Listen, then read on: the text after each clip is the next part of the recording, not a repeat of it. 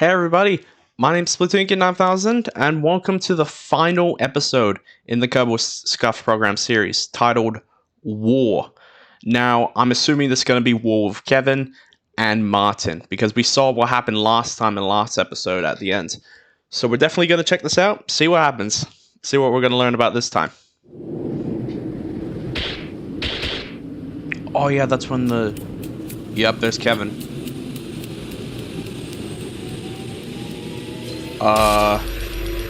Yeah, I knew there was gonna be music up there, so like the title, so I decided to move my webcam. Oh. That's not good.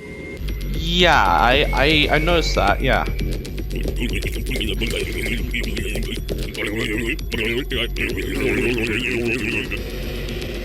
Why is he talking? Wait. Oh, we must got help from another alien race or something. Wait, what? Oh. Oh, that is a lot of spaceships with guns, I'm assuming.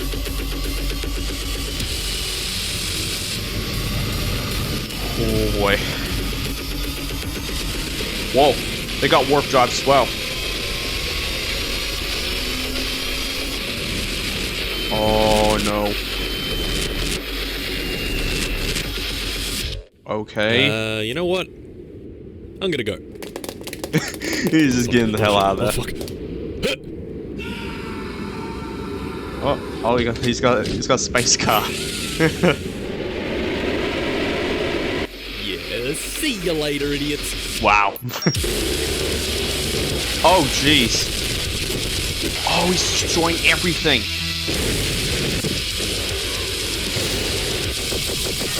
Oh, no. And he's going after the program buildings.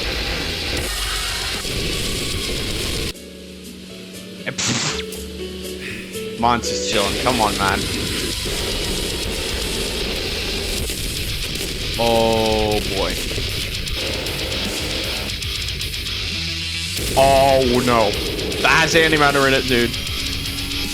Oh. Oh!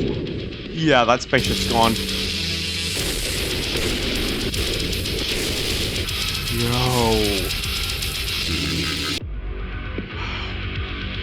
This is like the most action-packed intro I've ever seen, dude. Oh. Hey, guys. Jimmy. Where'd he go? Oh, he's looking for mine. He drove away in his space car? Yeah. Oh, good. He's coming after him next, isn't he? Yep, he's coming after him next. Wait. What? Oh, there we go. They got him. Oh, no. Wait. Can I at least have my phone? What? No, I mean, yeah, sure. Okay. What's he gonna do with his phone? Alright. Well, I'm just gonna watch some YouTube now. I guess you guys can leave. True that.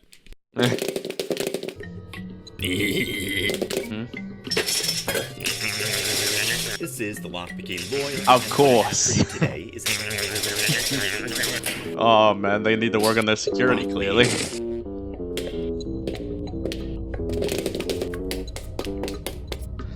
Well, he's gonna find a way out of there. What is he doing in the back rooms? Oh, he's got back in his suit. Okay. Alright. Wait a minute.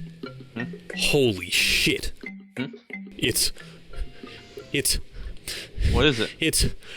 It's my brand new plush line. That's right, boys. I Oh, partnered up with Makeshift and made Nice. this little boy right here. Look at him. He wants to enter your house. That's right. Your very own frog in a suit. Kick him, crush him, dap him up aggressively. Don't lose sight of him. He'll sneak into your walls and won't stop knocking. Put him above you. Imposing, striking, dominant. This is a frog who thinks you are pathetic. Put him below you. Sad, apathetic, and resigned to his fate. For real, this is the single highest quality plush I have ever seen in my life. The exterior Looks so is fleece. The suit is stitched on very well. The eyes are embroidered and hard. And... oh my god, you can own one of these boys today by clicking the first link in the description or that horrible, smelly, slimy pinned comment. Do it fast. After 30 days, they will no longer be for sale. Gentlemen, I have one goal with this campaign. Sell more plushes than this goddamn stupid cat. Look at it. This fucking stupid thing. Look at this thing. What is wrong with it? Okay, that's kind of cute. This dumbass cat has sold over 1,500 plushes, and we need to sell more. Click that link in the pinned comment and buy it. I assure you, you will not regret your decision. Oh boy. Yeah. Now I wish I could have got one of mine. That would be cool. I didn't know about this. Oh! Okay. You gotta make sure the plus is safe. Okay. Oh. Which one do you go for? Which one do you... Oh. Oh shit. Yeah, you gotta get in your space car, dude.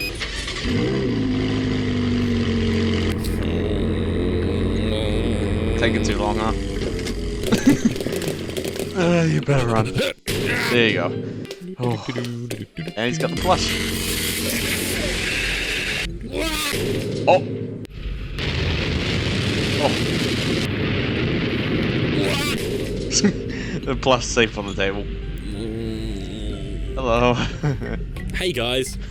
Fancy seeing you again. Yep. How you been? Sir, why'd you, run away? Oh. Threw him out as well. We've set a course for Elu, which, as you can see, is rapidly Oh shit!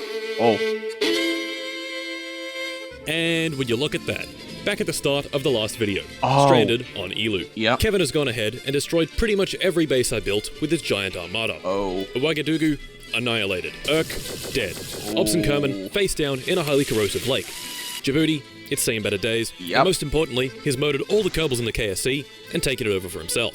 Gentlemen, the Bean Space program is in shambles. Yeah. All thanks to this rat bastard. Today, we're not building rockets, we're building weapons.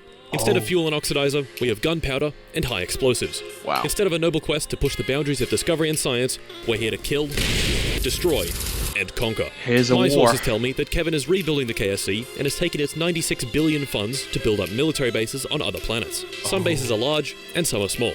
Today we're going to destroy his shit-ass bases, and then I will kill him. Personally. So, Yep. let us begin. Here we go. Kerbal Space Program 4. Here we go. Okay, so first off, we need a sitrep. Kevin has in fact noticed that his hangar is empty and is currently searching for us with several hundred drones. Oh. One of those drones happens to be near us. Another thing that happens to be near us is this, the last base we built. Kevin somehow forgot about Elu and didn't destroy it. Oh, so good. using this base, we can build a craft with weapons. Its goal will be to destroy the search drone driving around on Elu's surface looking for us. But to do that, we must first learn about weapons. Yep. War. Possibly the most ancient part of the human experience. Us apes have been killing each other for a very, very long time. Yeah. And the first weapon used for this purpose was the humble rock. And then we invented this thing, and these, and some of those, and bam, bam, bam, bam, bam, we invented chemical explosives. The topic of today's lecture. Now, how does an explosive work? Well, it's all about releasing a huge amount of energy in the shortest possible time. Yeah. If you've ever thrown a log of wood in a fire, you'd know that it burns way too slow to be an explosive. But it does have a lot of energy. In fact, if you were to somehow release all the energy in the wood at once, it would be the equivalent of 14 M67 grenades. So, energy matters. And time matters, which is where explosives come in. Oh, wow.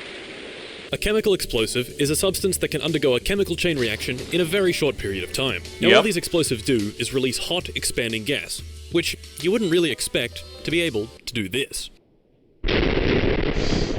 No! So, to kill Kevin's little search drone, we'll get a nice fat bomb, strap it to something innocuous, and detonate it once it's close. For this job, we'll use this. A stroller. To prevent suspicion, we need a brave Kerbal volunteer to act as the baby. Otherwise, our plan would be far too obvious. The plan is simple. Drive up next to the drone and detonate the bomb. If we're seen, we play it cool and act as if we're just another baby in its stroller. Okay, enough talking. Let's go blow some shit up. Yep.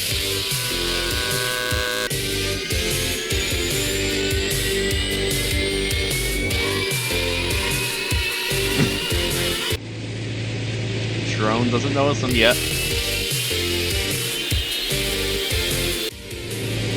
Oh, it still doesn't notice them. And...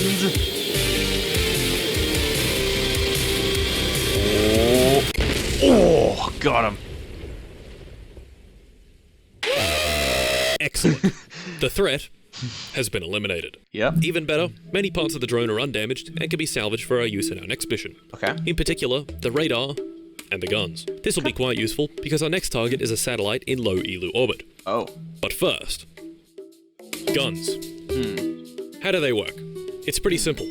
Gunpowder explodes, hot gas expands, pressure builds up behind the bullet, which pushes on it, and the bullet is shot out of the barrel at high speed. Guns have been around for quite a long time. But they used to look like this, and were pretty shit. These old muskets required you to carry around 2 separate pouches for gunpowder and bullets. The powder would be poured down the end of the barrel, and the bullet will be placed on top. Then you get a big old stick and compact the powder and bullet, remove the stick, pour a bit of powder in this thing called the pan, cock the musket, full cock. And finally, you could shoot. 1 bullet. Then you'd have to do that all over again. Eventually, someone realized that shooting once every 20 seconds was less than ideal, and proper bullets, clips, belts, and magazines were invented. These could feed a gun as fast as its operator could chamber a new round. But this is also far too slow. Instead of manually operating the bolt like a peasant, people realized that the recoil of the gun could do that for you. And thus, the machine gun was born. Oh, yep. Now, bullets don't actually have that much kinetic energy, but they deploy it in a fraction of a second. Take this 50 BMG round. 50 BMG rounds can do this. Pretty impressive. Since the bullet is 45 grams and exits the barrel at 908 meters per second, we can use this equation and some quick maths to figure out that it only has about 18 kilojoules of energy. Or 5 calories. So, we've got a gun, now we need some way of aiming it. If I take this gun and try shoot down something passing overhead, this happens.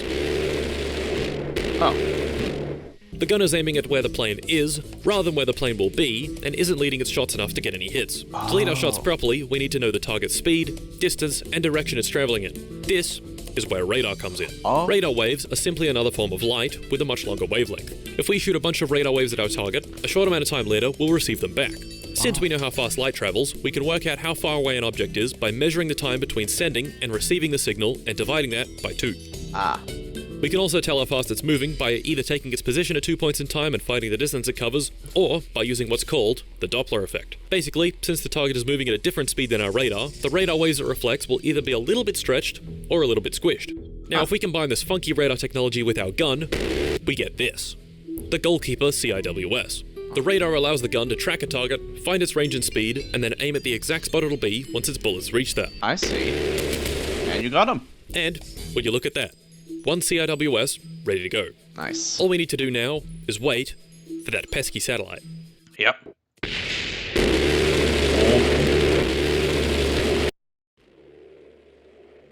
There we go. Got him. Alright, next up, we're going to commandeer an ore tanker coming from one of Kevin's mining outposts on Bob.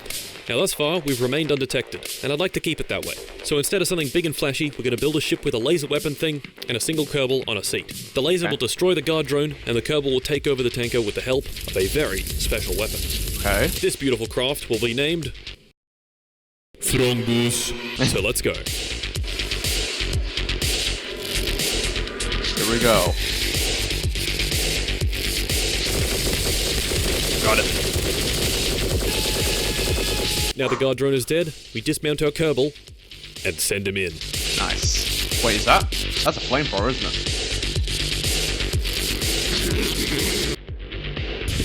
Yep, flamethrower. Wow. And the ore tanker has been secured. Now we can take it back to base and use its ore to make more mining stations to build our crafts even faster. But first, we've used guns. But what if I told you that we don't need gunpowder to accelerate our little projectile? Railguns. Regular guns use good old expanding gas to move projectiles, but railguns use magnetic fields and electricity. But why bother? Regular guns are just fine. It's all about speed. That 50 BMG round I was talking about earlier could go at 908 meters per second. That's pretty dang fast, right? Yes. But if you want to go faster, then you're out of luck. Gas-powered weapons rely on how fast the gas is physically capable of expanding, and 908 meters per second is approaching the upper limit. But railguns don't have an upper limit. In fact, the only limit on their speed is how much power you can dump into the system. So how do they work?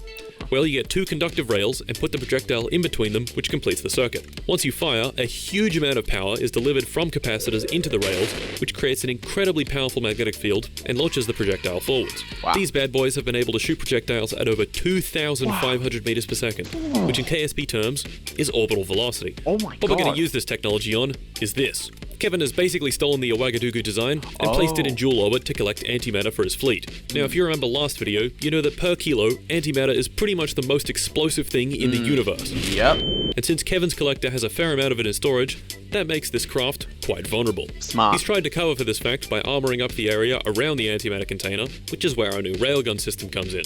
The best way to cut through armor is to move faster, and railguns definitely make stuff move faster. So all you need to do is sneak in a small ship with a railgun, aim it at the antimatter storage, sit back, and watch the single, very big gamma ray firework. For this job, we've come up with this beautiful craft. Peebus. So, Oh my God. let's go. Okay, here we go.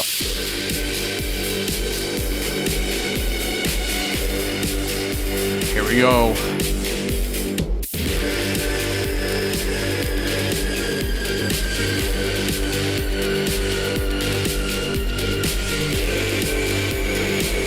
There it is.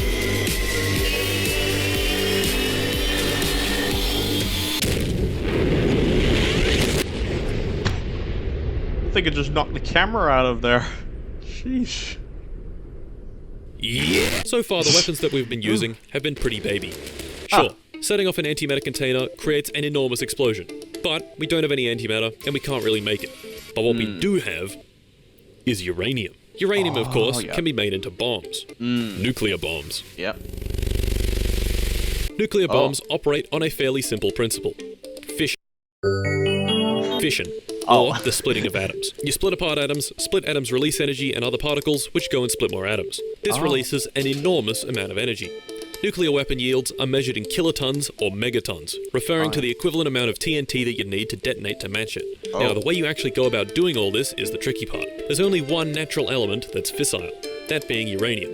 But uranium is pretty common, and by itself not very good for making bombs with. What you really need is a special isotope of uranium, uranium-235. The most common form of uranium, U-238, can't sustain a nuclear chain reaction, but U-235 can. The only problem is 99.3% of natural uranium is 238, whereas U-235 only makes up 0.7%. In order to make our bomb, we need to enrich this uranium from 0.7% to over 80%. This is very difficult, because chemically they're almost the exact same. The only useful difference is that U-238 has 3 more neutrons, which makes it ever so slightly heavier.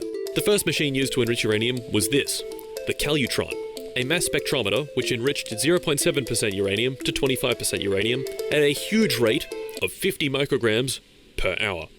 This would take 20,000 hours or 2 years of continuous operation to make 1 single gram. Seriously? It worked by shooting an ionized beam of uranium through a magnetic field. This magnetic field would deflect the beam into a collector. Since the U-238 is slightly heavier, it was deflected less than the U-235, which meant you could separate the two just a little bit. The U-235 for the Manhattan Project was made using this method, and thousands of Calutrons were built, but later dismantled for better methods, like the gas centrifuge. These bad boys take in uranium hexafluoride gas, put it into a centrifuge spinning thousands of times per second, and using the slight difference in mass, a very slightly more enriched stream of gas comes out.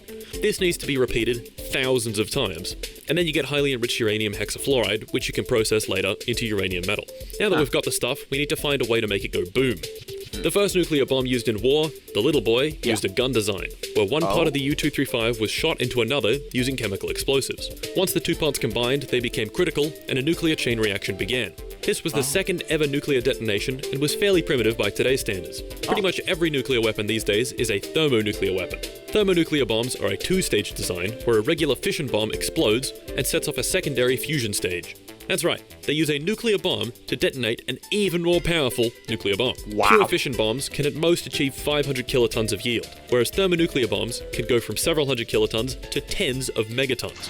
The largest of these devices was the Soviet Tsar bomb, which exploded with a yield of 50 megatons. However, the design of this bomb called for a 100 megaton yield, which was scaled back once they realized that that was dumb. Anyway, we're going to use all this funky nuclear technology and stick it in this. The B-83 nuclear bomb, a thermonuclear device with a maximum yield of 1.3 megatons. Our delivery vehicle will be this, a hypersonic interplanetary missile. Okay. Our target is Kevin's Lathe base, which is well defended with surface-to-air missile batteries and patrolling aircraft. It'll speed towards Lathe, turn on its air-breathing engines, fly low to avoid detection by radar, and deliver our little present to the base. So, let's launch. Let's launch. Here we go.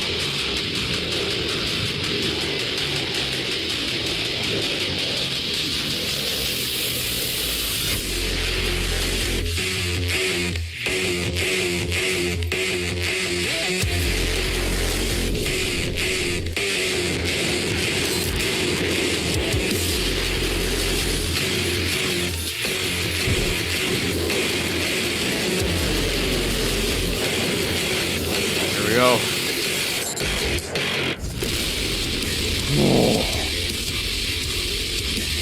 Bro.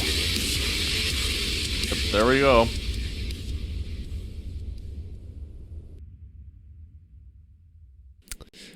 Nice. Moving closer to Kerbal, we have the planet you forgot exists. Dres. Oh. This planet is unremarkable. And of course, Kevin forgot to put any sort of military presence there whatsoever. We're going to use this blind spot to build up a very large presence, using the minerals in its surface to construct a weapon. A very special weapon. But that'll take some time and a lot of mining drones. Moving even closer, Duna, where Kevin has a fairly sizable presence, a base with a few tanks and a whole bunch of surface-to-air missile sites. In some simulations, this base proved to be a tough nut to crack. I tried a helicopter, but Duna's atmosphere was prohibitively thin. I tried some tanks, but Kevin's battalion outgunned us very easily. I tried this high-speed bomber, which was shot down immediately. But then, I had an idea. You see, nuclear warheads underwent many design iterations during their development. Increased power, deliverable versions in bombs, and smaller warheads. One such development was this, the W9. This warhead was small enough that it could be loaded into an artillery shell and fired out of a gun. Wow. This gun was called Atomic Annie, and could fire this projectile up to 30 kilometers away. The warhead itself had a yield of 15 kilotons, which was equivalent to Little Boy. Wow. Now, this cannon is great, but it's vulnerable to aeroplanes. Lucky for us, though, Kevin assumed that Duna couldn't support any planes since it has no oxygen, and didn't investigate further than that, so no planes to worry about. All we need to do now is send it over. So let's go.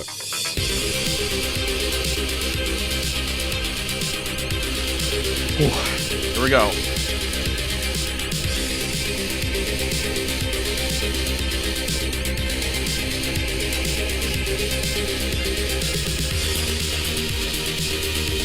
I gotta say, the music in this fits so well with the war theme, you know?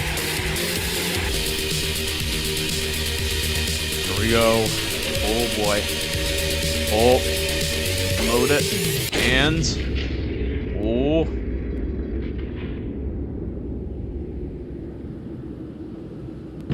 Yep. Base gone. Wow. Jeez.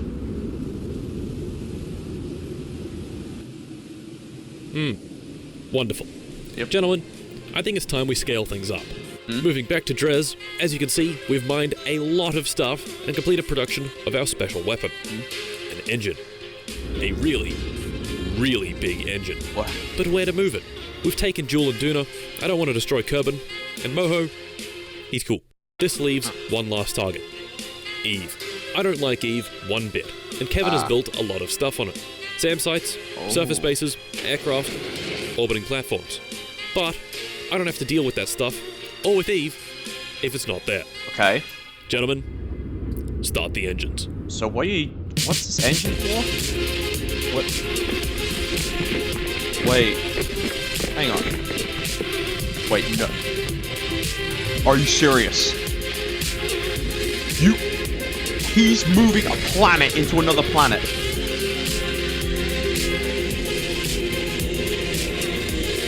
Are you serious? That's the bulk of Kevin's force gone. Oh my god, did he actually just do that? You can see it from here, man. Oh boy. He's noticed. What the fuck? Turning our attention back to Kerbal, this is where the bulk of Kevin's force is. He has hundreds of planes, tanks, and drones. But at this point, so do we. And ours all happen to be stationed in orbit, ready to strike at any moment. And now is that moment. Here we go. Time for revenge, Kevin.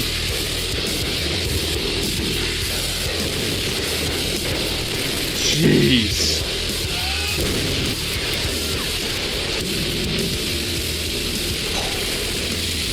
This is, yeah, it's got a lot of action in it, I can tell.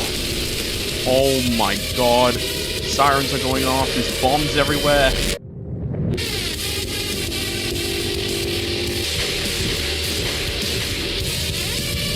Dude. You literally just said you didn't want to destroy Kerbal, and yet you're dropping bombs all over it. Oh. He's gonna get Kevin. Let's go. Oh. Where'd he go? He's getting away. Holy fuck. Not letting him get away, dude.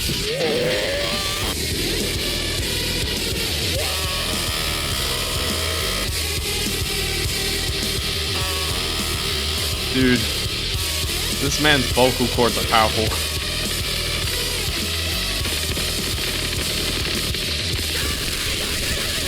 Oh, he's dead. Oh my god. I smell something. Oh, what? What? What? Jesus Christ, you're an alien! I fucking knew it! You can't fool me, you little shit. I had you from day one. Oh, Alright, well, is that why you were so mean to him? I'm just gonna go over here and punch in some numbers. He knew he was gonna Don't worry do about all it, this. And start charging. Alrighty, Kev. I'm sending you back to Proxima Centauri. Clearly where you belong. There we go. So see you later, Kevin. May we never meet ever again. Jeez. That's fast. Wait. Oh, no, he's going to the sun. Wow. Okay. Are you serious? Maybe the sun goes supernova. Oh. That's the end of Kevin and the rest of the aliens. Jeez. Oh. Hey, is that the end of the war, I guess? Oh, you can see it from here. And that's it, fellas. I'm done. I'm free. No more KSP. Okay. I'm going on holiday for about a month, but once I'm back, big things are coming. All right. So get subscribed. Yep. Follow me on Twitter, follow me on Twitch, buy the frog, and I'll see you next time. Yep. Man, this was great. Well, guys, that was pretty good. That was fun. So, if you guys want to subscribe to Martin Pants, I'll leave a link to his channel in the description below. And if you want me to react to more of his stuff, I would definitely be happy to. Yeah. So, anyways, guys, if you enjoyed this video, then leave a like. And if you want to see more content in the future, then hit the subscribe button. Don't forget to share this around, and I'll see you all in the next adventure. Peace out, everyone.